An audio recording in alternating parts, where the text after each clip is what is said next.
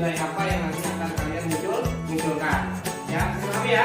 Nah, kalimat yang ditulis di situ adalah kalimat-kalimat yang positif. Contoh tadi, mengingatkan, menjelaskan guru dengan baik pada saat pembelajaran. Tulis seperti itu. Nanti nilai apa yang akan kita temukan dari kalian tulis tadi, paham ya? Nilai di situ contohnya tadi adalah menghargai orang lain. Paham ya? Coba ya. Maka yang pertama sedikit misalkan seperti ini. Pada saat kalian berkendaraan atau pakai motor, kalian pasti menggunakan helm, ya. Nah, kalian menggunakan helm itu motivasi kalian apa? Yang menggunakan apa?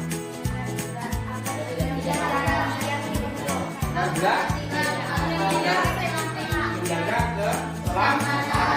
Nilai keselamatan itu yang kalian tunggukan, bukan karena takut ditilang polisi, bukan itu, tapi nilai keselamatan yang kalian ingin tunjukkan, nilai keselamatan yang akan kalian tunjukkan dalam diri kalian. Jadi bukan karena takut ditilang polisi, bukan itu. Bisa sampai sini ya? Nah itu nanti kalian silakan dituliskan di sticky note-nya keyakinan apa yang kalian ingin lakukan, keyakinan apa yang kalian ingin tunjukkan untuk kelas kalian di ruang 3.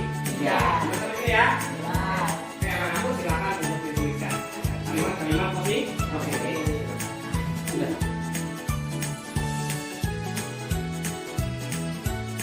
Keyakinan selanjutnya yang pertama, sesuai dengan stick-note yang sudah kalian tuliskan tadi, kita mendapat satu kesimpulan bahwa ada beberapa keyakinan kelas yang nanti akan kita lakukan untuk menumbuhkan nilai-nilai kebajikan dalam diri kita masing-masing. Yang pertama tadi kita satukan adalah nilai menghargai orang lain. Kami meyakini, ini kalian ya, kita secara bersama-sama.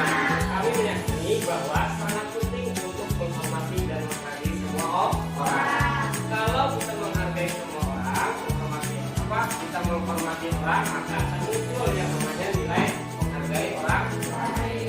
Contoh, misalkan kalian melaksanakan pembelajaran dengan baik, tidak mengganggu temannya saat belajar, menghormati orang lain kan, tidak ribut saat belajar. Itu kalian menghormati orang lain dan juga guru kalian yang sedang mengajar. Nah, laksanakan nilai-nilai tersebut. Kalau kalian melakukan itu, kalian sudah menunjukkan melakukan nilai menghargai orang lain. Yang kedua, disiplin.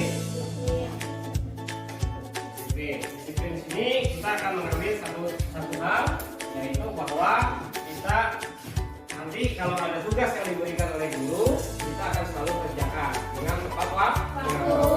Kita kerjakan dengan baik. Kita seperti ini ya. Sudah menumbuhkan nilai disiplin dalam diri kalian. Kemudian yang ketiga, kita tunggu tadi. Nah, kita menjawab, kami meyakini bahwa sangat penting untuk melaksanakan tugas yang diberikan kerjakan. Itu adalah sebuah rasa tanggung jawab. Jadi kalian menunjukkan rasa tanggung jawab kalian. Apapun yang diberikan oleh guru kamu, silakan untuk dikerjakan. Untuk dilaksanakan sebagai rasa tanggung jawab diri kita, menunjukkan nilai-nilai yang namanya tanggung jawab. Dipahami ya? Ini kita tempel di kelas kalian sebagai pengingat kalian, supaya kalian ingat akan keyakinan kelas kita yang kita buat secara bersama-sama.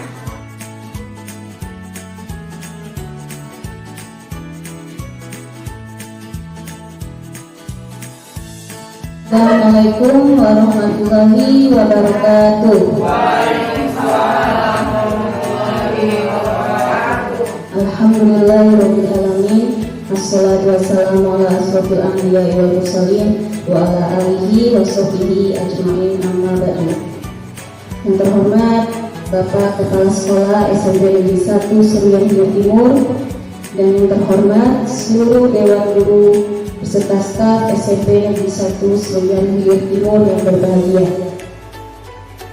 Pertama-tama marilah kita panjatkan puji syukur kehadirat Allah Subhanahu wa taala, karena berkat rahmat dan hidayahnya kita semua bisa berkumpul dalam kegiatan sosialisasi budaya positif oleh peserta CGP Angkatan 5 di SMP Negeri 1 Seruyan Hilir Timur.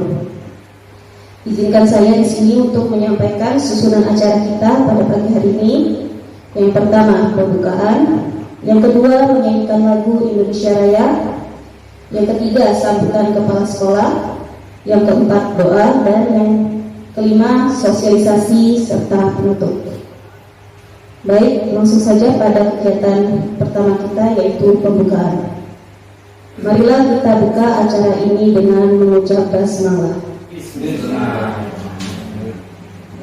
Sambutan Kepala Sekolah SMP Negeri 1 Seruyan Hilir Timur kepada Bapak Erwin Nara, kami persilakan. Assalamualaikum warahmatullahi wabarakatuh. Selamat pagi dan salam sejahtera bersama.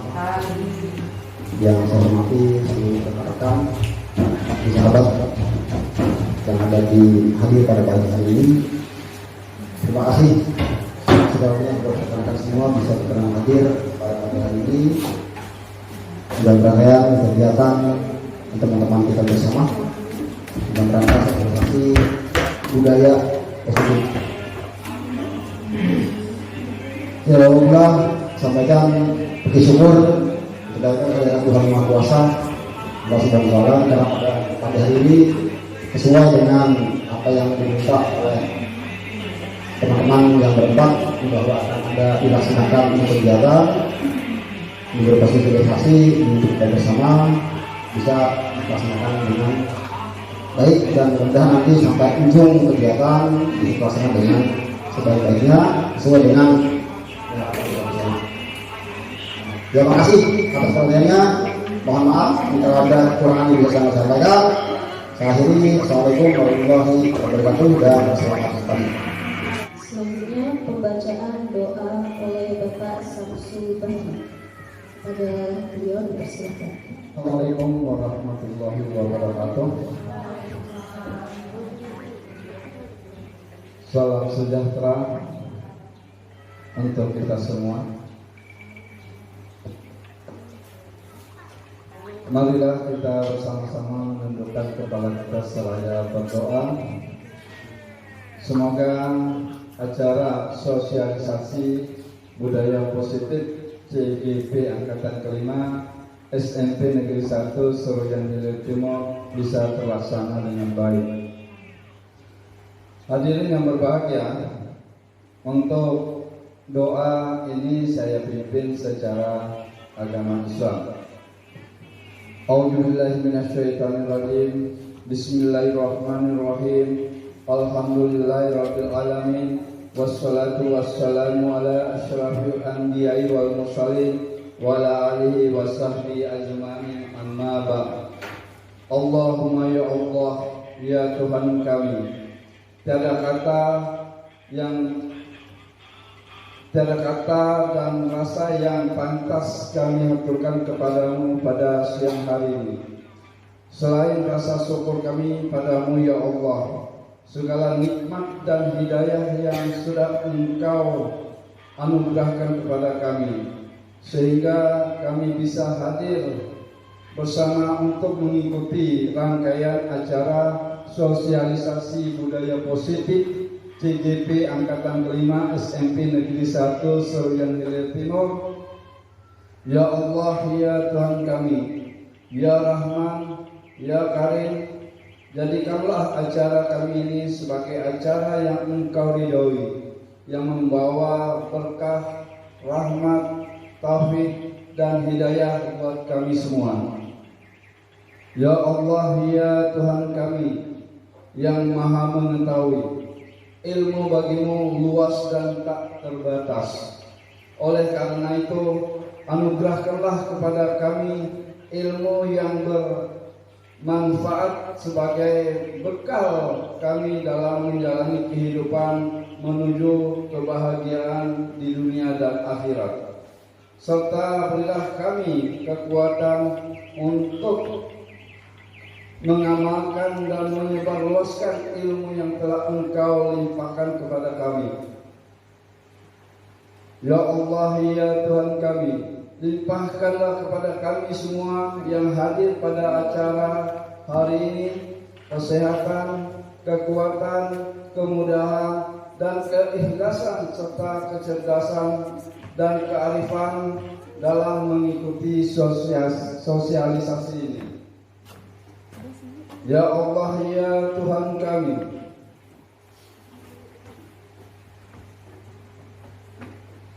satukanlah hati kami, padukanlah langkah kami, agungkan pengetahuan dan segarkan pengalaman kami agar kami dapat memetik hikmah yang terkandung di dalamnya. Jadikan kegiatan ini sebagai amal ibadah dan dapat terlaksana dengan baik dan sukses. Ya Allah, ya Tuhan kami yang Maha Pengampun, Engkau Maha mengetahui terhadap kelemahan-kelemahan kami, terhadap kekurangan-kekurangan kami. Maka dari itu kepadamulah kami menyembah, kepadamulah kami memohon ampunan, dan kepadamulah kami memohon pertolongan, serta kepadamulah kami berserah segala sesuatunya. Rabbana atina fid dunya hasanah wa fil akhirati hasanah wa qina adzabannar. Wa sallallahu ala khairi khalqi sayyidina Muhammadin wa ala alihi washabihi wasallim. Walhamdulillahi rabbil alamin. Wassalamualaikum warahmatullahi wabarakatuh. Selanjutnya kita akan memasuki kegiatan inti kita, yaitu penyampaian sosialisasi budaya positif peserta CPP Angkatan 5 SMP Negeri 1 Seruyan Hilir Timur. Kepada peserta CPP kami persilakan. Assalamualaikum warahmatullahi wabarakatuh. Ya, alhamdulillah. Terima kasih sebelumnya kepada Bapak Kepala Sekolah yang sudah memfasilitasi kami JGP untuk mensosialisasikan.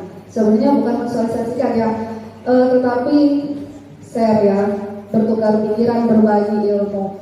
Begitu juga saya ucapkan kepada teman-teman yang sudah bersedia meluangkan waktu untuk hadir pada acara pada pagi hari ini, yaitu sosialisasi budaya positif.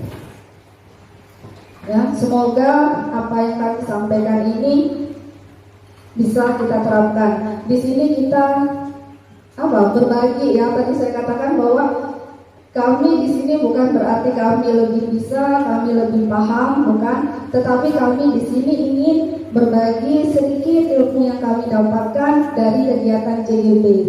Jadi sekali lagi sebelum saya mulai, saya ucapkan terima kasih untuk Bapak Kepala Sekolah yang fasilitasi dan Bapak Ibu Guru yang meluangkan waktu untuk hadir pada pagi hari ini.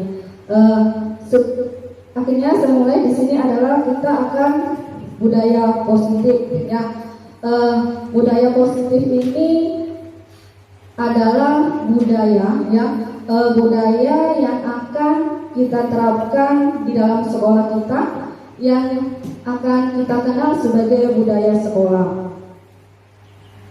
Nah, budaya positif, di dalam budaya positif nanti kita akan yang terangkum di dalam budaya positif. Di situ ada lingkungan positif, keyakinan kelas, dan peraturan kelas.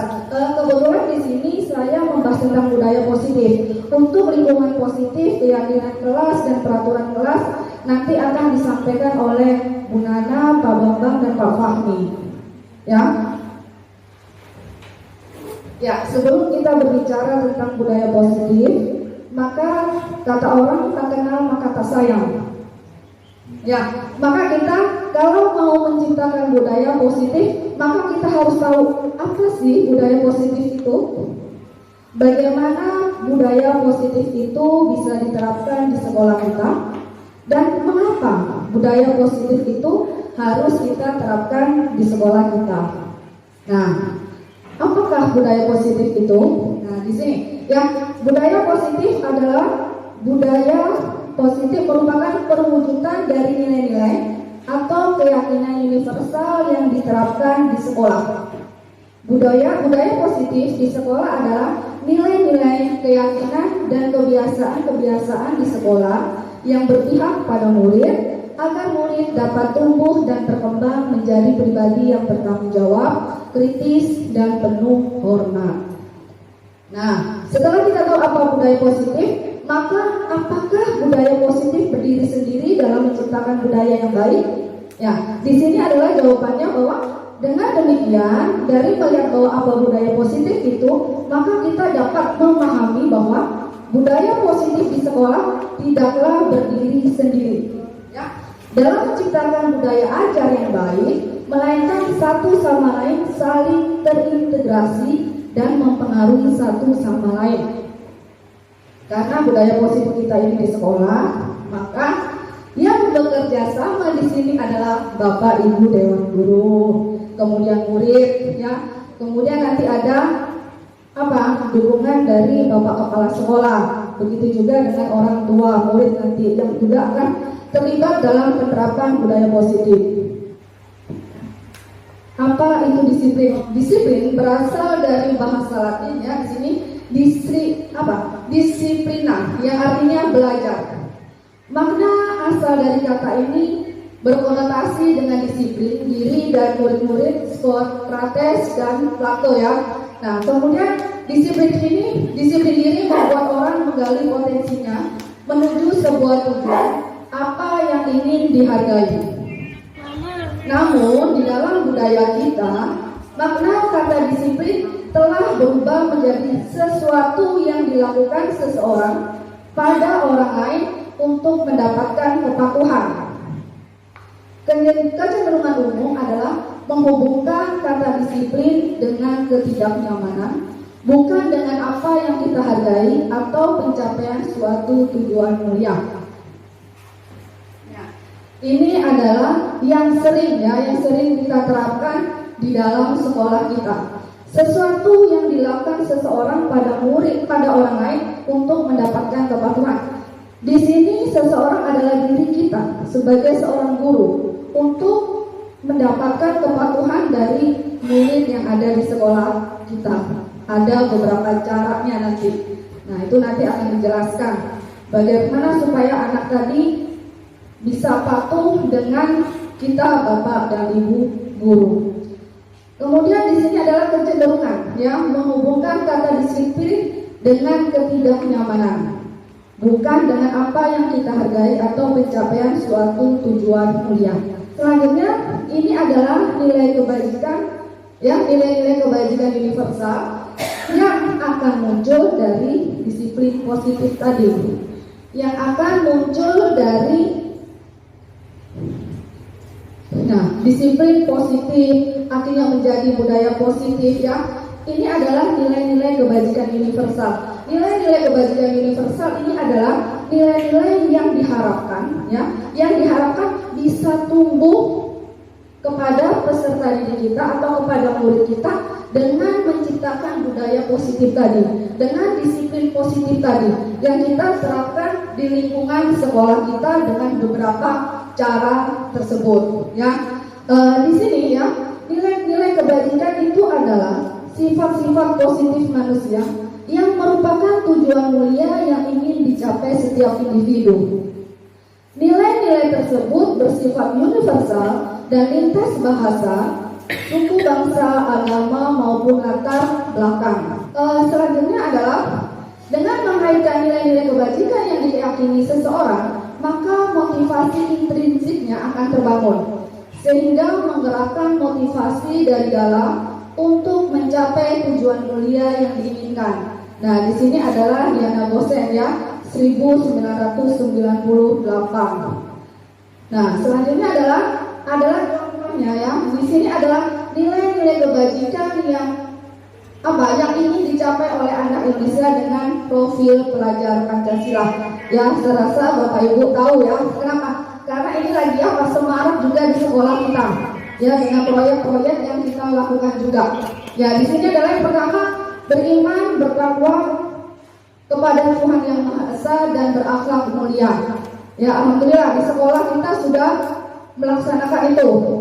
Ya, bagaimana pada kegiatan hari Jumat ya, 2 minggu sekali, 1 bulan dua kali ya dalam 1 bulan. Nah, di sini adalah bagaimana menciptakan dari profil pelajar Pancasila, kemudian mandiri bernalar kritis, kemudian berkebinekaan global, bergotong royong dan kreatif. Nah, ini adalah apa? Nilai-nilai kebajikan universal.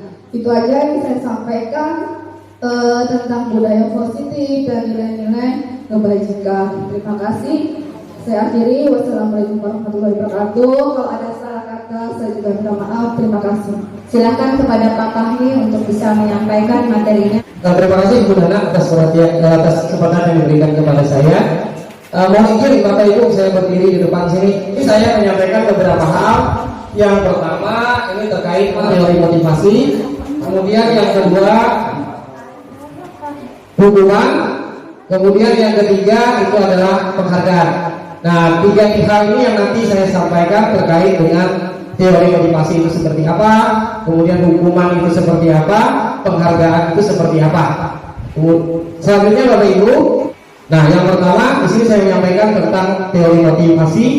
Nah di sini Diana Burson dalam bukunya Revolutionary Skill Discipline menyatakan ada 3 motivasi perilaku manusia. Dia menyatakan bahwa ada 3 motivasi perilaku manusia. Yang pertama ini untuk menghindari ketidaknyamanan atau hukuman. Jadi kita bisa melakukan sesuatu itu karena kita menghindari, kita tidak nyaman, atau kita menghindari hukuman. Itu pasti, ya pasti ada, mungkin terjadi seperti itu. Kemudian yang kedua, motivasi kita untuk melakukan sesuatu itu karena itu, untuk mendapatkan imbalan atau penghargaan dari orang, mungkin seperti itu, ya. Kemudian yang ketiga, motivasi perilaku manusia itu adalah untuk menjadi orang yang mereka inginkan dan menghargai diri sendiri dengan nilai-nilai yang mereka percaya. Jadi ada 3 motivasi perilaku menurut Diana Burson. Yang pertama tadi untuk menghindari ketidaknyamanan atau hukuman. Yang kedua untuk mendapatkan imbalan atau penghargaan dari orang lain. Dan yang ketiga untuk menjadi orang yang mereka inginkan dan menghargai diri sendiri dengan nilai-nilai yang mereka percayai. Kemudian Bapak Ibu, nah kita bicara satu-satu tentang 3 motivasi perilaku manusia tadi. Yang pertama ini untuk menghindari ketidaknyamanan atau hukuman. Yang pertama dulu. Motivasi ini merupakan motivasi tingkat terendah dari motivasi perilaku manusia. Kenapa? Nah di sini dalam motivasi ini akan bertanya, apa yang akan terjadi apabila saya tidak melakukannya? Kira-kira Bapak Ibu, kalau kita bertanya dalam diri kita, kalau motivasi itu kita lakukan, kira-kira apa yang akan terjadi kalau apabila kita tidak melakukannya? Yo, mungkin kita akan mendapatkan hukuman. Pasti itu ya, pasti itu kalau motivasi itu. Oleh karena kita tidak ingin mendapatkan hukuman, maka motivasi perilaku manusia itu adalah untuk menghindari ketidaknyamanan atau menghindari hukuman. Oke, selanjutnya. Nah, sebenarnya mereka sedang menghindari permasalahan yang mungkin muncul dan terpengaruh pada mereka secara psikologis maupun tidak terpenuhinya kebutuhan mereka. Bila mereka tidak melakukan tindakan tersebut, atas dasar itulah dia melakukan motivasi itu untuk menghindari ketidaknyamanan tadi, untuk menghindari hukuman tadi, maka dia melakukan perbuatan atau melakukan tindakan tersebut. Itu yang pertama. Itu adalah motivasi perilaku manusia yang pertama. Kemudian, nah dalam motivasi ini itu hanya sebatas sebagai motivasi eksternal, sebagai motivasi di luar, ya di luar bukan dalam diri seseorang. Karena tadi hanya untuk menghindari ketidaknyamanan atau menghindari hukuman. Kemudian selanjutnya motivasi yang kedua untuk mendapatkan imbalan atau penghargaan dari orang lain. Motivasi ini itu satu tingkat di atas motivasi yang pertama tadi. Kemudian lagi dalam motivasi ini akan bertanya, apa yang akan saya dapatkan apabila saya melakukannya? Nah dia bertanya ke dirinya, aku melakukan sesuatu tadi, apa yang aku dapatkan? Nah mungkin seperti itu motivasinya. Nah kita lihat bagaimana perilaku ini. Mereka melakukan sebuah tindakan untuk mendapatkan pujian dari orang lain yang menurut mereka penting dan mereka letakkan dalam dunia berkualitas mereka. Mereka juga melakukan sesuatu untuk mendapatkan hadiah, pengakuan atau imbalan. Nah, jadi seperti itu motivasi perilaku manusia yang kedua ini. Nah, juga sifatnya adalah motivasi eksternal atau motivasi yang berada di luar, bukan dari dalam diri seseorang. Nah, kemudian yang ketiga adalah untuk menjadi orang yang mereka inginkan dan menghargai diri sendiri dengan nilai-nilai yang mereka percaya. Motivasi ini akan menjadi orang seperti apa apabila saya melakukannya. Nah, jawabannya, mereka melakukan sesuatu karena nilai-nilai yang mereka yakini dan hargai, dan mereka melakukannya karena mereka ingin menjadi orang yang melakukan nilai-nilai mereka yakini tersebut. Nah, itu adalah motivasi perilaku yang ketiga. Nah, dalam hal ini adalah menumbuhkan disiplin positif. Motivasi ini nanti akan mengarahkan kita kepada disiplin positif. Nah, dibandingkan dengan motivasi pertama dan motivasi yang kedua. Jelas ya? Jelas ya? Oke. Nah, ini motivasi yang ketiga ini karena dia menginginkan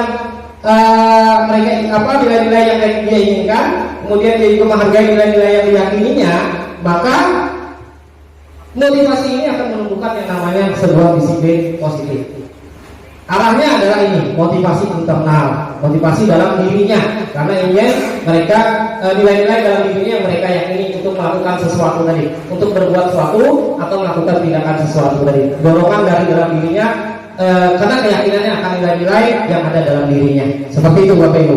Nah, ini akan menumbuhkan yang namanya disiplin positif dan juga akan menjadi sebuah motivasi dari dalam diri seseorang atau motivasi internal dari seseorang tersebut. Nah, inilah tiga motivasi perilaku manusia tadi. Nah, maka oleh sebab itu, untuk menanamkan sebuah disiplin positif, tujuan kita menanamkan disiplin positif terhadap murid, maka yang kita lakukan adalah tadi, yaitu kita melakukan motivasi yang ketiga, motivasi internal, motivasi untuk menjadi orang yang mereka inginkan dan menghargai diri sendiri dengan nilai-nilai yang mereka yakini. Nah, itu yang akan nanti kita lakukan, yaitu motivasi yang ketiga tadi. Kemudian selanjutnya Bapak Ibu di sini Ulun akan menyampaikan terkait dengan hukuman dan penghargaan secara garis besar. Hukuman, konsekuensi, dan restitusi. Program disiplin positif itu diarahkan kepada restitusi. Apa itu restitusi? Nih, restitusi. Proses menciptakan kondisi bagi murid untuk memperbaiki kesalahan mereka, sehingga mereka bisa kembali pada kelompok mereka dengan karakter yang lebih kuat. Itu menurut dosen tahun 2004. Proses kolaboratif yang mengajarkan murid untuk mencari solusi untuk masalah mereka dan membantu murid berpikir tentang orang seperti apa yang mereka inginkan dan bagaimana mereka harus memperlakukan orang lain. Nah, jadi yang namanya program disiplin positif, di situ ada satu langkah lagi, yaitu melaksanakan restitusi. Restitusi itu adalah proses menciptakan kondisi bagi murid untuk memperbaiki kesalahan mereka, sehingga mereka bisa kembali kepada kelompok mereka dengan karakter yang lebih kuat. Kemudian juga kolaboratif, artinya ada pemecahan masalah antara gurunya dengan siswanya atau muridnya. Kemudian juga gurunya membantu muridnya untuk berpikir mencari solusi terhadap permasalahan yang dilakukan oleh muridnya. Itu yang namanya restitusi. Kemudian selanjutnya lagi, nih, perbedaan antara hukuman dan konsekuensi. Hukuman sesuatu yang menyakitkan. Ada identitas gagal, ada identitas sukses. Hukuman sesuatu yang menyakitkan harus terjadi. Kalau konsekuensi, penanaman disiplinnya, konsekuensi sesuatu yang harus terjadi. Kalau restitusi merupakan pilihan. Kemudian kalau hukuman, tidak nyaman untuk murid, anak untuk jangka yang panjang. Kalau konsekuensi, tidak nyaman untuk murid dalam jangka waktu yang pendek. Kemudian kalau restitusi, menguatkan untuk murid dan anak dalam jangka waktu panjang. Kemudian kalau hukuman, korban mendapatkan keadilan. Kalau konsekuensi, korban bisa diabaikan. Kalau restitusi, korban mendapatkan ganti. Kemudian selanjutnya hukuman, murid anak akan tersakiti. Kalau konsekuensi, murid anak dibuat tidak nyaman. Kalau restitusi, murid anak mendapatkan penguatan. Nah ini Bapak Ibu antara. Nah kalau kita lihat hukuman itu nanti menjadi identitas gagal. Tapi kalau yang konsekuensi dan restitusi dalam penerapan disiplin itu nanti bisa berakibat kepada identitas sukses. Karena ini dilakukan dengan perbedaan kelompok antara hukuman, konsekuensi dan restitusi. Nah kita kesimpulan aja dari bagian tadi. Hukuman bersikap tidak terencana. Yang hukuman itu tidak terencana atau tiba-tiba datangnya. Kemudian lagi murid tidak tahu apa yang akan terjadi karena tidak dilibatkan. Kemudian bersifat satu arah dari kita sendiri, dari guru sendiri, tanpa melalui kesepakatan dengan murid. Kemudian lagi hukuman berupa fisik maupun psikis, murid disakiti oleh satu perbuatan atau kata-kata. Nah ini juga diartikan dengan hukuman. Kemudian selanjutnya ini konsekuensi. Konsekuensi sudah terencana, sudah disepakati. Kemudian lagi sudah dibahas dan disetujui oleh murid dan guru. Selanjutnya bentuk konsekuensi dibuat oleh pihak sekolah atau guru dan murid sudah mengetahui sebelumnya konsekuensi apa yang akan diterima bila ada pelanggaran. Jadi itu perbedaannya antara hukuman dan konsekuensi. Kemudian yang ketiga, murid tetap dibuat tidak nyaman, tapi dalam jangka waktu yang pendek. Kalau hukuman tadi, murid dibuat tidak nyaman dalam jangka waktu yang panjang. Nah ini kita bermain sedikit mengetahui apakah hukuman atau konsekuensi. Lari mengelilingi lapangan basket 2 kali karena terlambat hadir di sekolah. Oh ini jelas, ini adalah hukuman. Kemudian yang ketiga, membersihkan coretan yang dibuat di meja tulis. Nah ini adalah konsekuensi. Kemudian murid diminta untuk push up 15 kali karena tidak menggunakan masker di sekolah. Nah, ini hukuman. Kemudian menggantikan kertas tugas teman yang telah dicoret-coret. Konsekuensi. Nah ini Bapak Ibu dihukum oleh penghargaan. Oh penghargaan itu bisa menjadi hukuman. Nah ini nanti kita akan sharing bersama, kita ketahui bersama. Judulnya dihukum oleh penghargaan. Dihukum oleh penghargaan. Altikon mengemukakan penghargaan maupun hukuman adalah sama. Adalah cara-cara mengontrol perilaku seseorang, menghancurkan potensi untuk pembelajaran yang sesungguhnya. Nih, cara-cara mengontrol perilaku seseorang yang menghancurkan potensi untuk pembelajaran yang sesungguhnya. Yang kedua, tindakan memberikan penghargaan yang nilainya sama dengan menghukum seseorang. Jadi kalau kita memberikan penghargaan seperti contoh dari kasus tadi, maka sama saja itu merupakan kita memberikan hukuman kepada seorang murid. Karena tadi dinyatakan bahwa dihukum oleh penghargaan. Karena motivasi dalam dirinya itu bukan motivasi intrinsik yang nomor 3 tadi, tapi motivasi hanya untuk mendapatkan penghargaan. Jadi motivasinya eksternal, bukan internal dari dalam dirinya. Kemudian lagi, nah kalau ulun sampaikan di sini banyak sekali yang terkait dengan pengaruh jangka panjang, jangka pendek terhadap penghargaan itu seperti apa. Kemudian itu penghargaan itu tidak efektif. Selanjutnya penghargaan itu juga bisa merusak hubungan. Penghargaan juga bisa mengurangi ketepatan. Kemudian lagi penghargaan itu bisa menurunkan kreativitas. Penghargaan itu bisa mematikan kreativitas. Kemudian penghargaan itu menghukum. Selanjutnya lagi, nah ini penghargaan itu merupakan motivasi dalam diri intrinsik ya. Saat sedang-sedangnya pertama kali menggantungkan huruf-huruf dan kata-kata serta menyadari bahwa ia dapat membaca, timbul pijar di matanya dan sebuah senyuman di wajahnya. Anak tersebut begitu gembira bahwa ia lagi mempelajari dan menguasai suatu keterampilan baru. Kesadaran dan kemampuannya bahwa dia sudah dapat membaca sesungguhnya sudah merupakan sebuah penghargaan dari dalam dirinya. Jadi penghargaan itu juga merupakan sebuah motivasi intrinsik, asalkan kalau kita perhatikan bahwa anak itu akan merasa senang terhadap apa yang menjadi kemampuan dari anak itu sendiri. Dia menghargai apa yang sudah dia lakukan, dia menghargai dirinya terhadap tindakan apa yang sudah dia lakukan. Nah itu juga merupakan sebuah penghargaan. Tetapi penghargaan di sini merupakan penghargaan yang intrinsik atau motivasi intrinsik, motivasi yang timbul dari dalam diri seorang anak. tidak mengharap dari orang lain seperti itu. Nah, jadi di sini, nah yang perlu kita pahami di sini, ya. Nah ini pengaruh jangka panjang dan jangka pendek dari penghargaan tadi. Penghargaan efektif jika kita menginginkan seseorang melakukan sesuatu itu kita inginkan dalam jangka waktu yang pendek. Menurut saya memang efektif ya, tapi dalam jangka waktu yang pendek. Terus menerus dia akan minta lagi itu, mengharap lagi itu. Terus menerus dia akan mengharapkan penghargaan. Kemudian yang kedua, jika kita menggunakan penghargaan lagi dan lagi, maka orang tersebut akan bergantung pada penghargaan yang diberikan, serta kehilangan motivasi dari dalam.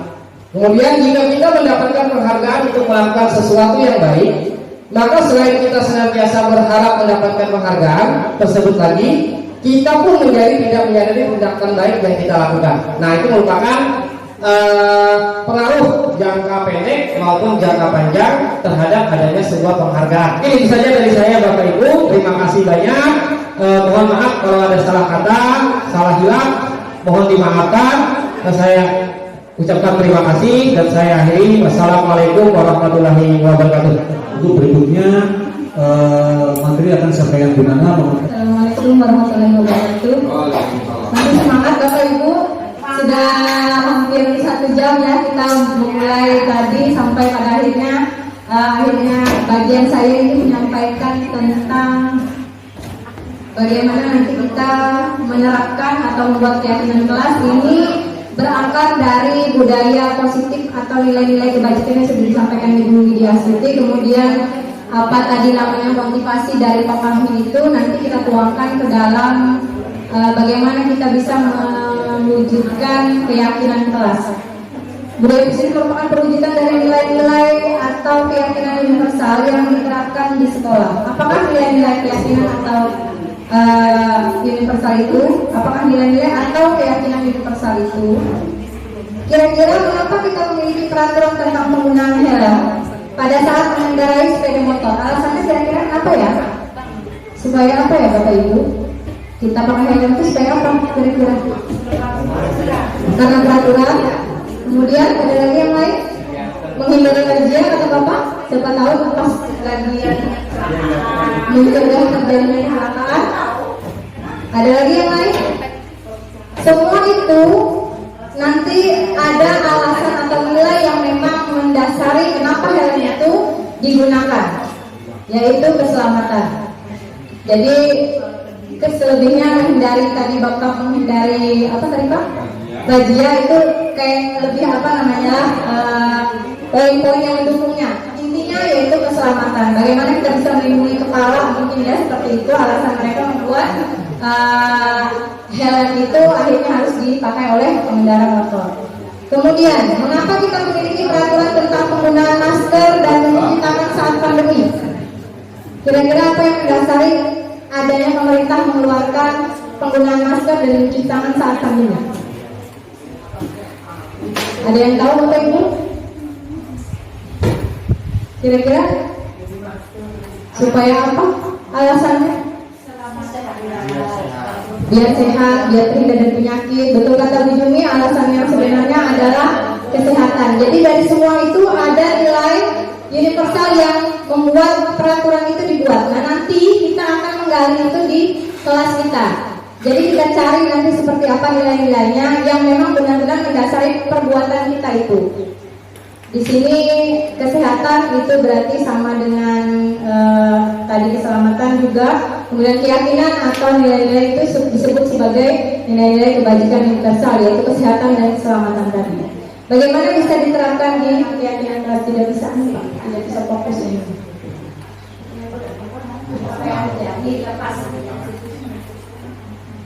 Di atas Pak. Di atas Pak. Iya.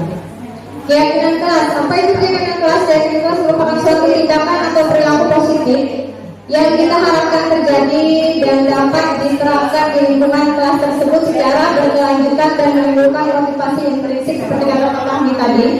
Kemudian bagaimana itu bisa menjadi kebudayaan budaya atau kebiasaan yang ada di dalam kelas. Ataupun nanti lebih besar bisa skalanya sekolah nanti itu. Kemudian keyakinan kelas dibuat atas dasar keinginan dan melibatkan semua warga kelas dalam mewujudkan kelas impiannya seperti apa. Melalui kegiatan curah pendapat dan hasilnya nanti juga akan disepakati oleh semua warga kelas. Jadi ada beberapa poin. Pertama yaitu suatu tindakan itu harus positif, kemudian itu harus berkelanjutan dan harus berasal dari motivasi intrinsik anak-anak. Kemudian kebiasaan di dalam kelas itu atau di sekolah itu nanti bisa kita jadikan sebagai suatu budaya positif di sekolah kita. Kemudian bagaimana mewujudkan kelas impian anak-anak, nanti maunya seperti apa sih kelas impiannya, nah itu nanti yang akan kita fasilitasi. Kemudian disepakati oleh warga kelas. Alasan kita membuat keyakinan kelas atau sekolah itu yang penting dengan adanya keyakinan kelas yang sudah dibuat dan disepakati bersama, diharapkan siswa tidak lagi terpaksa dan terancam karena kembalinya ke motivasi intrinsik tadi, jadi tidak ada yang namanya terpaksa atau terancam ketika melakukan suatu perbuatan atau tindakan yang mereka lakukan. Dalam berbuat kebajikan yang sesuai dengan nilai-nilai karakter, kemudian sehingga melalui keyakinan kelas tercipta budaya positif di sekolah. Jadi akarnya harus dari motivasi intrinsik. Jadi di sini Bapak Ibu guru harus kita itu dituntut untuk bisa menimbulkan motivasi intrinsik dalam diri anak-anak nanti seperti apa, nanti bisa kita tuangkan dalam sebuah keyakinan kelas. Lanjut Pak. Nah, apa saja kegiatan-kegiatan yang bisa kita lakukan atau dapat kita untuk menentukan keyakinan sekolah atau keyakinan kelas. Pembentukan keyakinan sekolah atau kelas, keyakinan kelas itu harus bersifat abstrak daripada peraturan. Bahasanya mungkin berbeda dari peraturan. Jadi seperti tidak boleh itu dihapuskan karena tidak bolehnya. Misalnya tidak boleh berjalan di koridor saat istirahat misalnya. Jadi kita ganti, tidak bolehnya kita hilangkan. Misalnya berjalanlah di bawah atau di mana gitu. Jadi dihilangkan kata tidak boleh dan kata jangannya. Misalnya jangan buang sampah sembarangan, kita ganti dengan buanglah sampah pada tempatnya. Jadi harus abstraknya itu tidak seperti peraturan-peraturan yang sering kita lihat itu tidak boleh, jangan, itu diusahakan dihapuslah untuk membuat keyakinan kelas itu. Kemudian keyakinan kelas berupa pernyataan universal. Jadi pernyataan universal itu jadi tidak boleh apa saja yang diinginkan anak-anak. Misalnya saya ingin menghormati teman yang sedang belajar misalnya nih. Nah itu kan universal. Jadi mereka sendiri yang menentukan. Nanti kita satukan dalam nilai-nilai yang mana ini termasuknya. Jadi kita ambil nilainya saja. Nanti seperti itu. Kemudian tidak perlu banyak, namun mudah dan dipahami oleh warga kelas. Kemudian keyakinan kelas hendaknya dapat diterapkan di lingkungan tersebut. Jadi yang tidak usah yang muluk-muluk sih kalau menurut saya. Jadi misalnya yang di kelas itu bisa apa anak-anak. Jadi yang simpel-simpel dulu yang kira-kira bisa diterapkan di dalam kelas dulu skala kecil oleh anak-anak kita seperti apa. Misalnya menghargai guru ketika sedang menjelaskan itu kan harusnya bisa anak-anak menerapkannya. Jadi nanti di situ kita menimbulkan motivasi intrinsiknya seperti apa. Kemudian partisipasi dan kontribusi semua warga kelas dalam pembuatan keyakinan melalui curah pendapat, dan tidak ada minimal kayak rapat itu harus berapa persen sih Pak Fahmi harus hadir. Kalau rapat itu warga yang ikut rapat itu harusnya 2/3 quorum ya. Nah minimal 2/3 quorum dari kelas itu ikut dalam curah pendapat. Jadi bisa nanti dibuat kesepakatan kelas yang nanti kita menunjukkan di dalam nilai-nilai keyakinan kelas. Nah ini contoh saja, ini contoh. Misalnya kalimatnya itu masih saya tulis peraturan. Sebenarnya bukan peraturan lagi, itu kayak apa ya, kata-kata universal tadi, kata-kata kebijakan universal tadi. Misalnya membantu teman yang kesulitan, itu masuk ke dalam nilai-nilai apa ya kira-kira. Oh bisa kita terapkan, kita masukkan, kita tuliskan di situ nilai empati. Nah nilai empati ini tidak hanya membantu teman yang kesulitan saja, nanti bisa saja nanti hal-hal yang lain.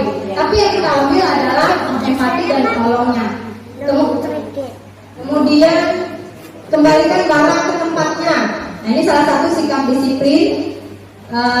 Selanjutnya mengumpulkan tugas tepat waktu juga disiplin. Menyimak penjelasan guru salah satu bentuk menghormati orang lain. Kemudian juga menyapa guru setiap hari, itu masuk ke dalam nilai-nilai kebajikan sopan santun. Dan juga berbicara dengan kata yang positif, itu juga masuk ke dalam sopan santun. Silakan Pak lanjut. Nah ini contoh keyakinan kelas 1 di kelas 1 SD.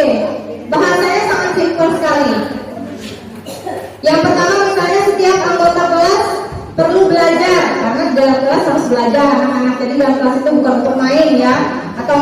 bercanda, nanti ada saatnya bercanda, ada saatnya main gitu ya. Tapi yang disepakati bagaimana bisa pembelajaran itu berjalan dengan baik nanti yaitu setiap anggota kelas perlu belajar. Ini sudah keyakinan kelas yang sudah jadi ini.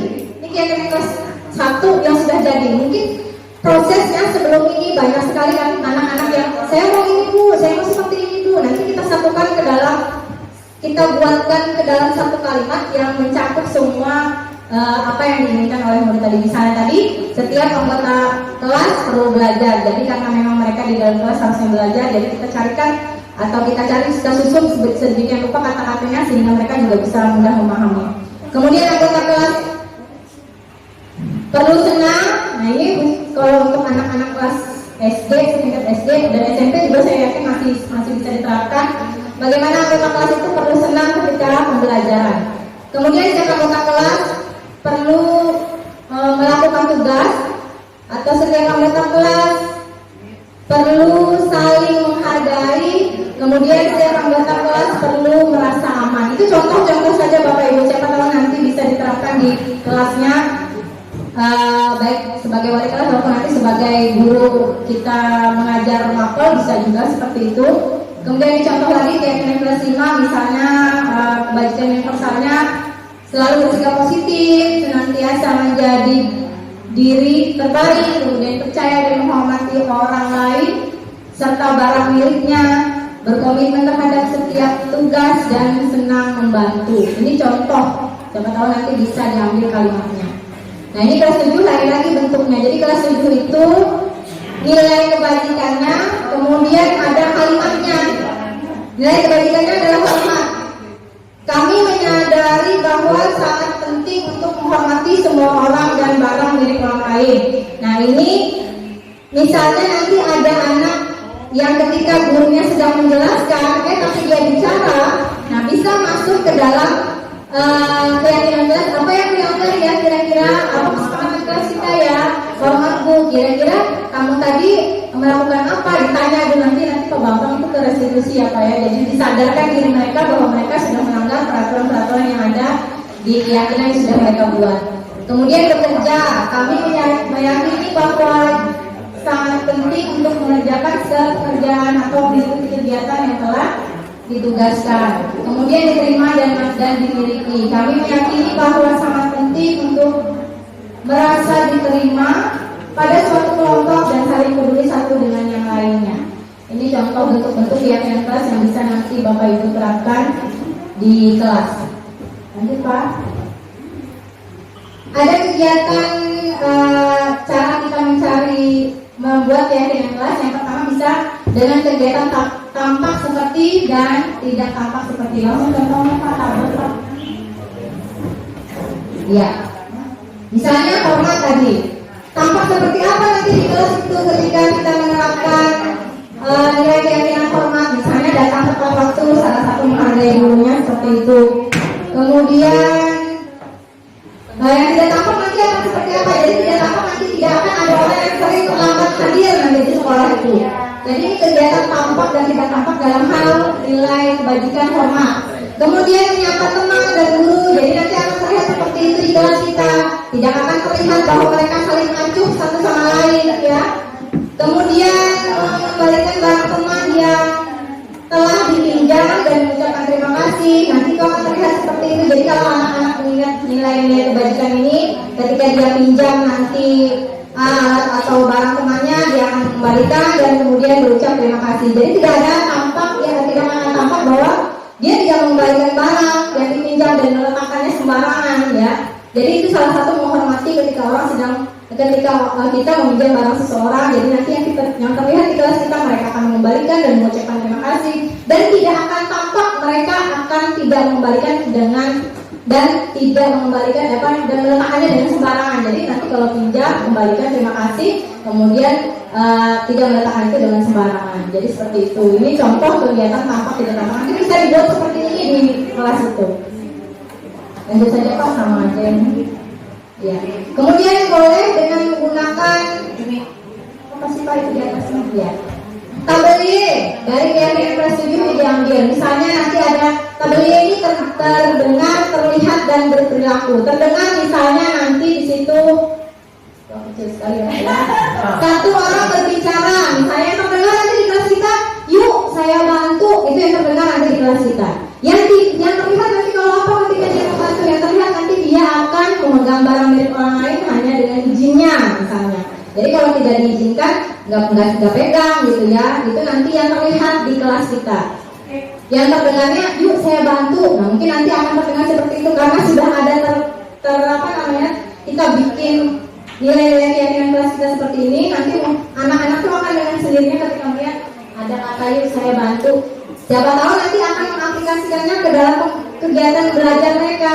Ketika ada temannya yang memang nanti memerlukan bantuan, nanti dia bilang, yuk saya bantu gitu. Nah jadi akan terdengar seperti itu. Kemudian terlihatnya ketika dia berempati terhadap perasaan orang lain. Kemudian dalam berperilaku juga tersenyum ramah. Kemudian memberikan salam hormat, memberikan ruang untuk bekerja. Memberikan ruang untuk bekerja itu artinya ketika ada temannya yang memang ingin belajar, jadi yang satunya tidak saling mengganggu seperti itu. Kemudian postur tubuh yang tenang, jadi tidak sangat kemari atau berusuk kalau bahasa kita ya. Silakan Pak Bambang lanjut. Langsung kabel Pak. Nah bisa juga seperti ini. Tugas guru dan tugas murid. Nah, boleh seperti ini juga. Ada yang bentuknya seperti ini keyakinan kelas. Misalnya tugas guru itu apa? Nanti dikembalikan ke mereka.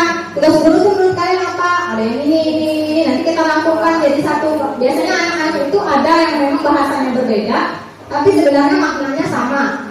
Misalnya tugas guru mengajar, ada yang mungkin tugas guru menyampaikan pembelajaran, misalnya sama aja kan. Jadi kita ambil kata mengajar, misalnya kemudian murid tugasnya apa?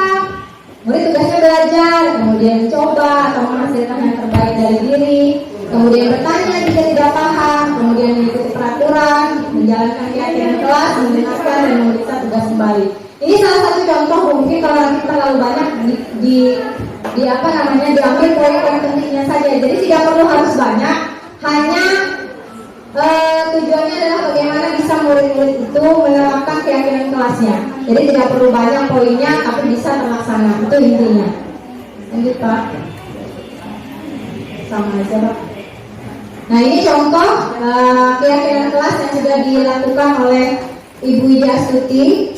Yang pertama itu kita menyampaikan dulu nilai-nilai keyakinan kelas, kemudian tanyakan kepada mereka apa yang kalian inginkan sebenarnya dalam pembelajaran, misalnya seperti itu. Misalnya saya ingin belajar, saya ingin mau mendengarkan ibu panggil Quran, ibu menjelaskan Quran. Oh nanti berarti itu masuk ke dalam hal menghormati orang lain, misalnya. Jadi kita akan seperti itu.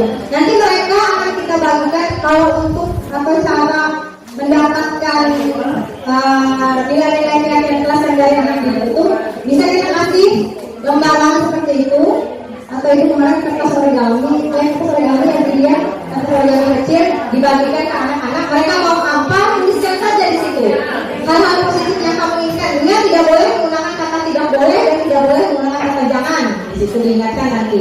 Jadi mungkin nanti ada beberapa anak yang punya pernyataan yang sama, kita satukan. Nanti kita bimbing kira-kira kalau pernyataannya seperti ini masuk ke dalam nilai apa ya? Misalnya seperti itu. Oh saya ingin membantu teman saya yang sedang kesulitan. Nanti nilainya masuk kemana? Bisa nilainya masuk ke dalam empati, misalnya seperti itu. Jadi nanti kita yang akan membimbing sebagai seperti fasilitator ya bahasanya ya. Jadi memang nilainya dari mereka, kita cuma menggabungkan dan mencari poin-poinnya, nilai-nilai kebaikannya seperti apa. Karena kalau diserahkan ke murid untuk nilai kayaknya masih perlu bimbingan kita. Jadi kita hanya bisa memfasilitasi mereka dan meminta mereka untuk menuliskan keyakinan kelasnya mereka mau seperti apa. Dan ini sebenarnya penerapannya adalah di awal-awal pembelajaran. Jadi masuk itu bukan belajar sebenarnya. Kawan saya di daerah Banjarmasin itu sudah menerapkan yang namanya Golden Week. Jadi mereka 1 minggu pembelajaran awal itu mereka tidak belajar, tapi mereka membiarkan anak bergerak di luar, berkenalan tanpa kita tuh cuma mengawasi observasi saja. Oh itu anaknya seperti ini, oh itu anaknya seperti ini. Jadi itu namanya Golden Week. Golden Week itu bukan dijalin dengan pembelajaran sih sebenarnya. Mudah-mudahan nanti kita awal pembelajaran di tahun yang akan datang bisa menerapkan ini. Jadi anak-anak itu bagaimana dulu kita bawa mereka itu untuk bahagia, turun ke sekolah tuh bahagia, jadi bukan turun ke sekolah aduh PR ku banyak, aduh ibu gurunya seperti ini, bapaknya seperti ini, aduh nanti aku belum punya ini, nanti dihukum dan sebagainya. Jadi intinya golden week itu bagaimana membuat perasaan anak itu bahagia ketika turun ke sekolah, itu poinnya ini. Anak-anak SD, masuk SMP susah ya, nah, misalnya seperti itu.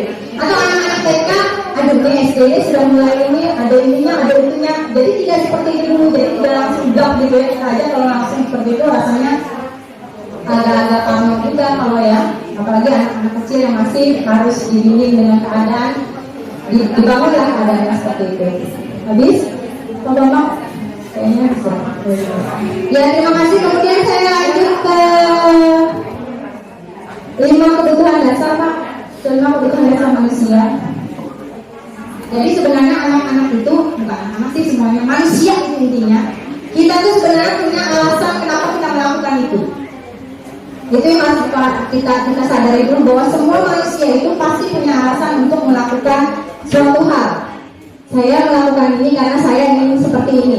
Saya melakukan itu karena saya ingin seperti itu. Ada 5 kebutuhan dasar manusia yang sebenarnya secara tidak sadar kita namanya manusia pasti kita pilih itu. Yang pertama yaitu belonging, kemudian power, kemudian fun dan freedom. Belonging itu rasa ingin dicintai, disayangi, diperhatikan. Kemudian kalau power itu rasa kita ingin menguasai sesuatu. Kemudian kalau fun itu rasa kita ingin memiliki kesenangan dalam melakukan suatu hal. Kemudian freedom, kebebasan. Kemudian rasa bertahan hidup. Nah, ini sudah semuanya pasti perlu makan, perlu minum, rumah, sandang, pangan dan papan. Ini semuanya lebih kayak apa sih? Lebih fisik ya. Lebih fisik ini semuanya ya.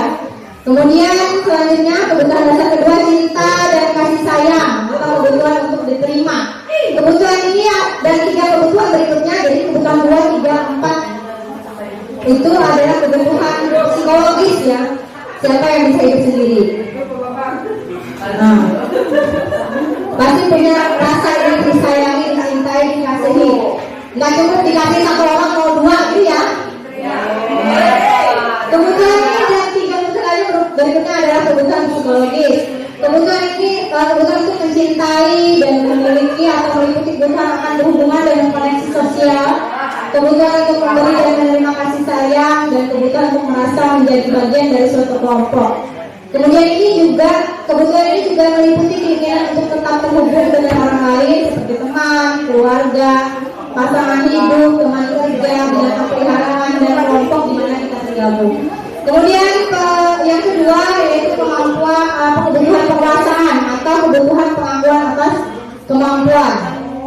Nah, di sini kebutuhan ini merupakan kekuatan yang untuk mencapai sesuatu, menjadi kompeten, menjadi terampil, kemudian diakui atas prestasi dan keterampilan kita, kemudian didengarkan dan memiliki rasa harga diri.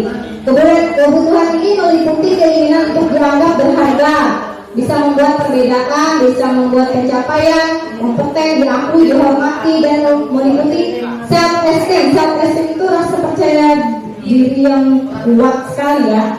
Jadi pengen seperti itu. Jadi itu kebutuhannya.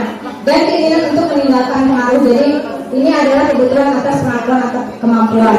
Kemudian ini tadi yang keempat, kebutuhan kebebasan atau kebutuhan untuk menentukan pilihan. Nah, ini kadang-kadang memang terbatas ketika dalam satu kondisi yang memang kita tidak punya pilihan karena terkait peraturan dan sebagainya. Nah, kebutuhan ini adalah kebutuhan akan kemandirian, otonomi, memiliki pilihan dan mampu mengendalikan arah hidup seseorang. Anak-anak berkebutuhan kebebasan yang tinggi, dia akan menginginkan pilihan mereka perlu banyak bergerak, suka mencoba-coba, tidak terlalu terpengaruh orang lain, dan mencoba hal-hal baru dan menarik. Gitu, Pak. Semuanya sih itu ada. Kemudian nomor 5, kesenangan, belonging, memiliki pilihan dan mampu mengendalikan arah hidup orang lain. Iya Pak. Anak-anak yang berpikir memiliki banyak bergerak dan berbagai selanjutnya sama ya. Rasa untuk merasa senang. Dari sini tadi beberapa waktu yang lalu saya membagikan ke beberapa teman listener Jadi ini adalah berhubungan dengan kebutuhan dasar yang harusnya dipenuhi atau harusnya terpenuhi atau kebutuhan yang memang yang tinggi, kebutuhan tinggi akan hal tersebut gitu ya. Nah itu contohnya di sini di saya rekap ini ada yang responnya ada 14. Yang hasil kita dari saya itu ada yang 50 kebutuhannya. Ya demikian tadi pemaparan dari saya terkait dengan 5 kebutuhan dasar dan nanti keyakinan kelas kami kembalikan kepada rekan CGP yang lain. Terima kasih. Assalamualaikum warahmatullahi wabarakatuh. Ya, terima kasih atas pemaparannya Bu Nana. Selanjutnya adalah 5 posisi kontrol yang akan disampaikan oleh Pak Fahmi. Oke, Bapak Ibu, kita mulai lagi untuk kegiatan selanjutnya.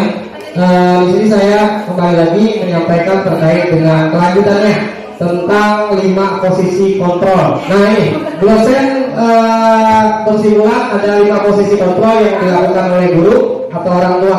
Yang pertama penghukum, yang kedua pembuat rasa bersalah, yang ketiga teman, kemudian yang keempat pemantau, dan yang terakhir manajer. Nah 5 posisi kontrol yang biasa dilakukan oleh seorang guru ataupun orang tua sekalian di rumah. Ada penghukum, pembuat rasa bersalah, teman, pemantau, dan manajer. Oke Bapak Ibu, kita mau nonton film aja. Ya kita nonton film, jadi kita lihat. Nanti kita kaitkan dengan 5 posisi kontrol ini. Apa sih yang dilakukan oleh guru tersebut? Kita tonton filmnya. Silakan Bapak. Terus satu. Selalu terlambat. Kamu deh, pasti terlambat. Apa coba? Alasan kamu apa lagi? Kapan sih kamu tidak terlambat? Malas sekali ya kamu jadi anak. Saya Dasar pemalas. Gak kapok-kapok sih kamu. Sudah berapa kali terlambat? Sana, kamu keliling lapangan basket. Kenapa?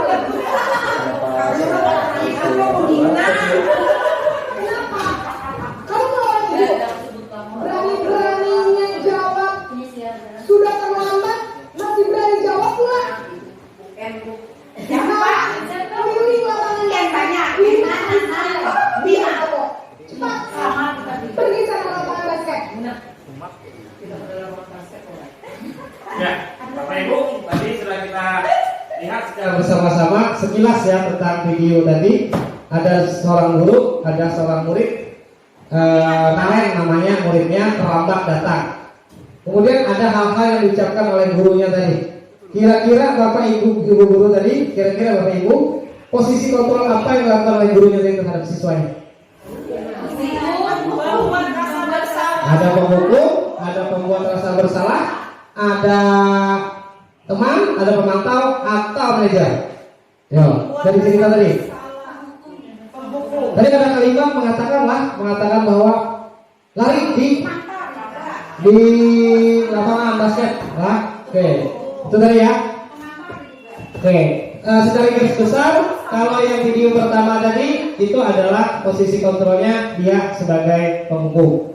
Yang pertama tadi. Tricks 2. Naren, kamu kenapa terlambat lagi, Naren? Kamu senang ya bikin ibu susah ya? Kalau kamu terlambat lagi, nanti ibu yang ditegur sama kepala sekolah.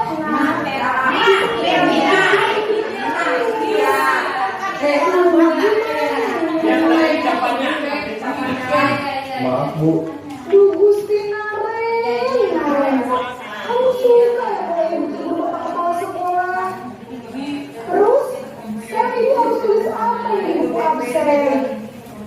Ini kamu sudah sering terlambat loh. Ibu harus apa coba? maaf Bu, maaf sekali. Ya sudah, lain kali jangan bikin ibu susah lagi anak ya. Ini tidak akan kuat lagi kalau kamu begini terus. Bisa jadi keinginan kalau ibu tegur bapak.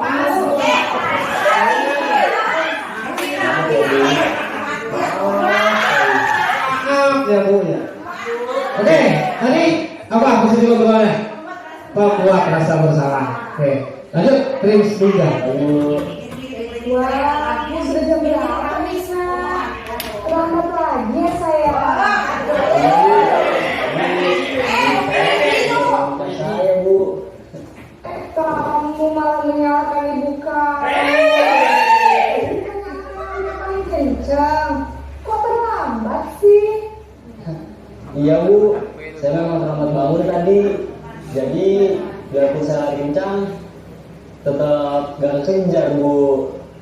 Ya sudah sana. Nanti lain kali lainnya lebih kencang lagi ya. Biar gak terlambat lagi. Bikin senang ibu. Demi ibu. Bisa kan? Bisa lah Bu. Ibu beresin urusan absen kamu. Kalau ini ada yang saja. Posisi kontrol, guru tadi posisi kontrolnya teman, ya teman seperti itu, kayak akrab dengan siswanya seperti itu. Paham Bu, saya harus tinggal kelas pas jam istirahat selama 20 menit. Iya benar, konsekuensinya demikian. Jadi nanti jam 9.30 pas istirahat, kamu harus tinggal di kelas, kerjakan tugas tambahan untuk ketertinggalan kamu, ya. Baik Bu. Posisi kontrol, pemantau, karena tadi menanyakan peraturan sekolah ya. Kemudian selanjutnya terakhir, Bu. Selamat pagi Naren. Maaf Bu, saya terlambat. Iya, sekolah masuknya jam 7, sekarang sudah jam 7.20. Jadi sekarang bagaimana ini Naren? Maaf Bu, saya lupa setel alarm saya semalam. Baiklah, menurut kamu, keyakinan sekolah yang mana yang perlu kamu tingkatkan? Menghargai diri sendiri dan orang lain mungkin ya Bu. Setuju. Jadi, apakah Naren meyakini prinsip saling menghormati tersebut? Iya Bu, saya meyakininya. Apakah Naren bersedia memperbaiki masalah keterlambatan ini? Bersedia Bu. Bagaimana kamu akan memperbaiki masalah keterlambatan ini? Saya akan coba untuk tidak lupa menyetel alarm saya Bu. Baik, kalau Naren lupa menyetel alarm di rumah, ada orang yang kira-kira bisa bantu mengingatkan tidak? Ada Bu, kakak saya, Kak Emma. Ada lagi selain Kak Emma? Selain Kak Emma, ada ibu saya. Baik, jadi yang mengingatkan Naren adalah Kak Emma dan ibu kamu ya? Kira-kira akan mulai set alarm kapan nih Naren? Setelah pulang sekolah, akan segera saya lakukan. Baik, jadi Naren akan setel alarm untuk bangun besok pagi dan akan diingatkan oleh kakak dan ibu dan Naren ya. Ada lagi yang mungkin perlu dilakukan Naren agar tidak terlambat bangun lagi? Tidak ada Bu. Baik Naren, terima kasih untuk kerjasama kamu. Sekarang kamu perlu kembali ke kelas untuk belajar. Baik Bu, terima kasih. Nah ini posisi kontrol manajer. Jadi tadi menanyakan keyakinan sekolah, keyakinan kelasnya, dan juga tadi mencari solusi terhadap permasalahan siswanya. Nah itu manajer. Kelima ya Bapak Ibu untuk posisi kontrol ada yang namanya penghukum, ada namanya tadi pembuat rasa bersalah, kemudian teman, pemantau ataupun manajer.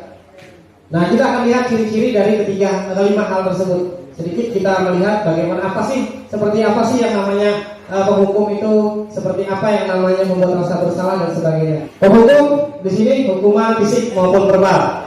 Kemudian ada hal-hal yang diucapkan oleh gurunya. Patuhi aturan saya atau awas. Kamu selalu saja salah. Selalu pasti yang terakhir selesai. Guru seperti ini senantiasa percaya hanya ada satu cara agar pembelajaran bisa berhasil, yaitu cara dia. Ya, sesuai dengan dia. Tidak ada kesepakatan antara dirinya dengan muridnya. Next. Nah kemudian pembuat merasa bersalah. Guru akan bersuara letih lembut seperti tadi, seperti video tadi. Naren. Nah seperti itu. Kata-katanya lembut seperti ibu sangat kecewa sekali dengan kamu. Kemudian berapa kali Bapak harus memberitahu kamu ya? Gimana coba kalau orang tua kamu tahu kamu berbuat begini? Nah di posisi ini murid akan memiliki penilaian diri, baik yang buruk tentang diri mereka. Murid merasa tidak berharga dan telah mengecewakan orang-orang yang disayanginya karena dia murid merasa bersalah. Next, lanjut. Teman, Guru pada posisi ini tidak akan menyakiti murid, namun akan tetap berupaya mengontrol murid secara persuasi. Mereka akan berkata, ayo bantulah demi Bapak ya. Ayo ingat, tidak bantuan Bapak selama ini. Kemudian ya sudah, kali ini tidak apa-apa, nanti ibu bantu bereskan. Next, lanjut, itu teman, pemantau. Pemantau berdasarkan pada peraturan-peraturan dan konsekuensi. Jadi sudah ada peraturan yang sudah terencana, yang sudah disepakati, kemudian atau konsekuensi yang sudah disepakati atau bersama-sama dengan siswa atau murid. Sebagai seorang pemantau, dia berkata peraturannya apa yang telah kamu lakukan, sanksi atau konsekuensinya apa, itu ciri-cirinya. Next, terakhir manajer. Manajer guru berbuat sesuatu bersama dengan murid, mempersilahkan murid mempertanggungjawabkan perilakunya, mendukung murid agar dapat menemukan solusi atas permasalahan sendiri. Nah, biasanya seorang manajer akan berkata, apa yang kita yakini, apakah kamu meyakininya? Jika kamu meyakininya, apakah kamu bersedia memperbaikinya? Jika kamu memperbaiki ini, hal ini menunjukkan apa tentang dirimu, dan terakhir apa rencana kamu untuk memperbaiki hal ini. Nah, itu yang biasa dilakukan atau dikatakan oleh seorang manajer. Nah, dari 5 posisi kontrol tersebut, ada yang nanti identitas gagal dan identitas berhasil atau sukses. Yang identitas gagal, 1, 2, teman dan pemantau itu merupakan identitas berhasil, tetapi dalam motivasi eksternal. Kemudian yang satunya lagi adalah manajer. Nah, ini merupakan identitas berhasil yang menunjukkan motivasi intrinsik dalam diri siswanya. Nah, sebagai seorang guru disampaikan bahwa ada 2 posisi kontrol yang harus kita lakukan. Yang pertama itu adalah manajer.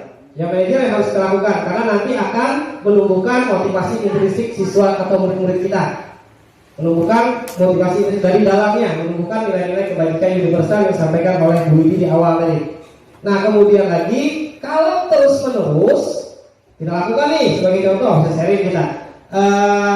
Posisi manajer ini kita lakukan terhadap anak, perusahaan anak, tetapi terus-menerus anak tidak berubah, tetap melakukan hal seperti itu. Apa yang kita lakukan? Yaitu bisa kembali kepada yang namanya pemantau. Bisa dipahami ya? Nah, kita bisa menjalankan yang namanya pemantau. Paling kita menjalankan yang namanya pemantau lagi.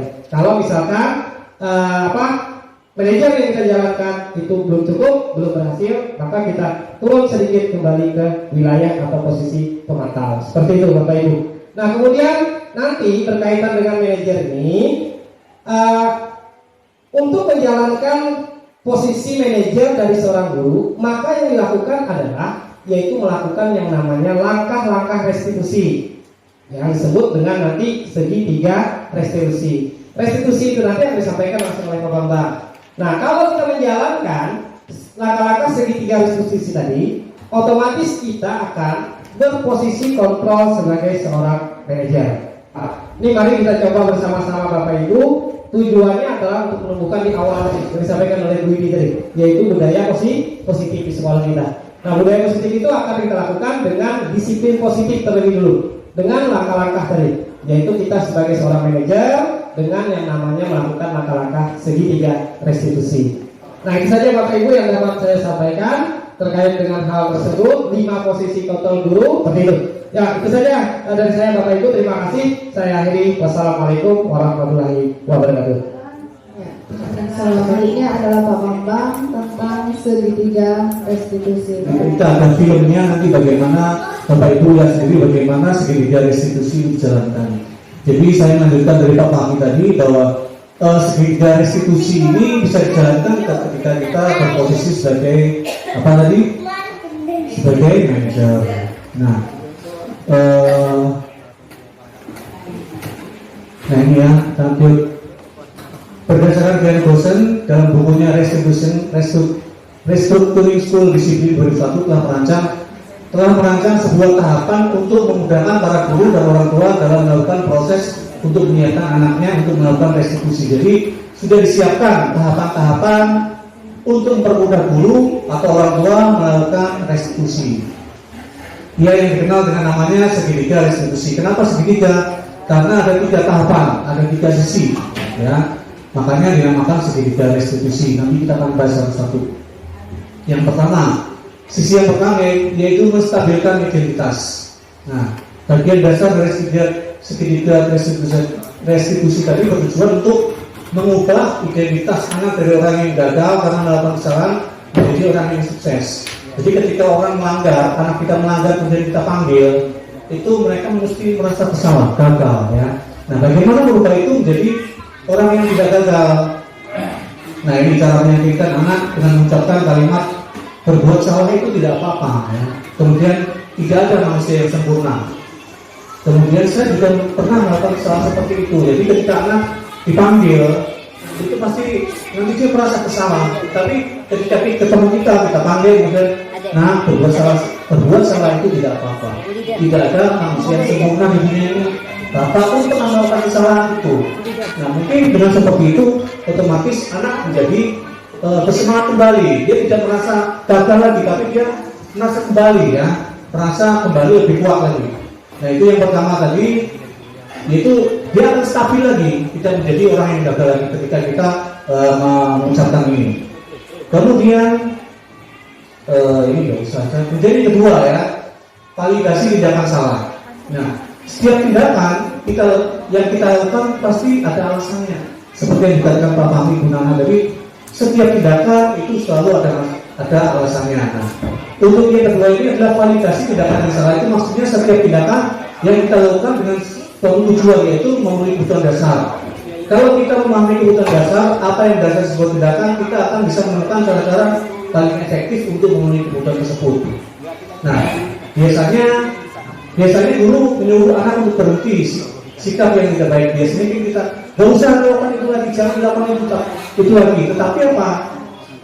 Kalau menurut teori kontrol tadi, itu selalu tidak berhasil. Kalau kita hanya mengatakan bahwa nak jangan melakukan itu lagi ya, itu selalu tidak berhasil. Nah, mungkin tindakan guru dengan validasi sikap yang tidak baik seperti bertentangan dengan aturan yang ada, namun sebetulnya tujuannya untuk menunjukkan bahwa guru memahami alasan di balik tindakan guru. Jadi tujuannya di sini adalah memahami kenapa kamu melakukan itu, kenapa melakukan kesalahan itu, berusaha dipahami alasannya kenapa. Nah, ini kalimat-kalimatnya, kalimat-kalimat di bawah ini mungkin terdengar asing buat guru, namun bila dikatakan dengan nada tanpa menghakimi akan memvalidasi kebutuhan mereka. Padahal kamu bisa melakukan yang lebih buruk dari ini ya. Kamu pasti punya alasan mengapa melakukan hal itu. Kamu patut bangga pada dirimu sendiri karena kamu telah melindungi sesuatu yang penting buatmu. Kamu boleh mempertahankan sikap itu, tapi kamu harus menambahkan sikap yang baru. Jadi setelah tadi kondisinya distabilkan, kemudian berusaha dikoreksi, berusaha dikorek apa alasannya, kemudian dikuatkan oleh guru. Oh iya, kamu pasti melakukan itu ada alasannya. Berusaha dipahami guru bahwa yang dilakukan itu benar, tetapi bukan benar melakukan kesalahan tapi ya itu memang wajar kalau melakukan itu. Itu validasi tindakan salah. Kemudian sisi yang ketiga yaitu menanyakan keyakinan, menghubungkan dengan keyakinan. Tentunya untuk melakukan restitusi ini kita sudah melakukan menyepakati keyakinan kelas yang disampaikan oleh Nana tadi ya. Jadi kita sudah meyakini membuat keyakinan kelas sehingga ini menghubungkan dengan keyakinan kelas, menanyakan keyakinan kelas. Teori kontrol menyatakan bahwa kita pada dasarnya termotivasi secara internal. Ketika identitas sukses telah tercapai, langkah 1 dan tingkah laku yang telah divalidasi langkah 2, maka anak akan siap untuk menghubungkan dengan nilai-nilai yang dia percaya dan berbeda menjadi orang yang dia inginkan. Nah, pertanyaan atau kalimat yang mungkin disampaikan ketika menanyakan keyakinan adalah apa yang kita percaya sebagai kelas atau keluarga? Apa nilai-nilai umum yang kita telah sepakati? Apa bayangan kita tentang kelas yang ideal? Kamu mau jadi orang seperti apa? Nah, itu ya. Jadi dihubungkan dengan kelas. Nah, ketika anak sudah mendapat gambaran yang jelas tentang orang seperti apa yang mereka inginkan, guru dapat membantu anak-anak tetap fokus pada gambaran tersebut. Nah, ini lebih jelasnya dari proses segitiga restitusi tadi. Kita akan melihat videonya. Betul Pak, betul banget. Masa aku tidak kayak gitu Pak? Nah, ini silakan dulu melakukan segitiga restitusi yang pakai di langkah.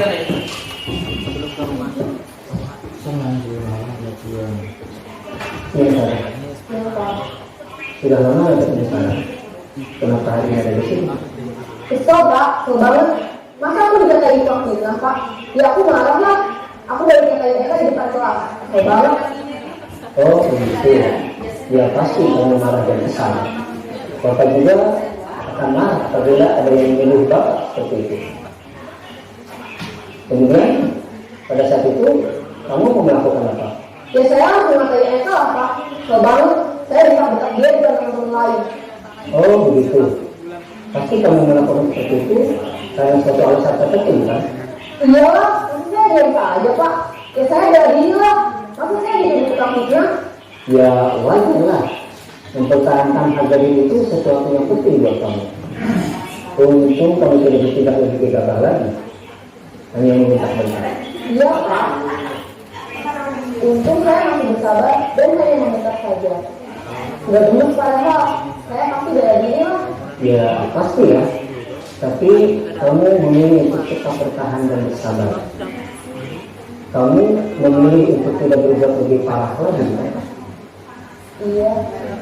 Nah, sekarang coba kita lihat lagi tindakan kamu yang bentak-bentak Eka di kelas. Tindakan kamu itu kira-kira sesuai dengan keyakinan kelas atau prinsip kamu tidak? Enggak Pak. Capek Pak jadi pemarah. Jadi keyakinan atau prinsip mana yang kurang sesuai dengan keinginan kamu? Ya, saya sebenarnya sangat menghargai orang lain. Mungkin saat itu saya menjadi emosi. Jadi tidak menginginkan sikap itu. Kamu meyakini tidak? Menghargai orang lain itu penting buat kamu. Yakin lah Pak. Iya, setuju. Kita harus saling menghargai. Namun ada juga keyakinan yang kita sepakati yang perlu kita jalankan apabila kita sedang marah, kan? Ya, saya bisa lebih proaktif, mulai dengan diri sendiri. Saya bisa jadi lebih bersabar, mengambil waktu untuk berpikir mau apa selanjutnya. Kira-kira kamu bersedia memperbaiki masalah ini tidak? Bersedia Pak. Kalau kamu memperbaiki masalah ini, kamu akan menjadi orang seperti apa? Saya akan menjadi orang yang bertanggung jawab kali ya Pak. Dan senantiasa proaktif. Iya, menurut kamu bagaimana rasanya menjadi orang seperti itu? Ya nyaman lah, bangga bisa bersabar dan menahan diri. Baiklah kalau begitu. Yuk kita pikirkan bagaimana memperbaiki masalah ini. Nah itu kita kira-kira bagaimana melaksanakan segitiga research. Dengarkan itu. Itu ya, itu jadi bagaimana seorang guru, tapi kayaknya guru BK ya. Guru BK menjalankan dari 3 segitiga restitusi.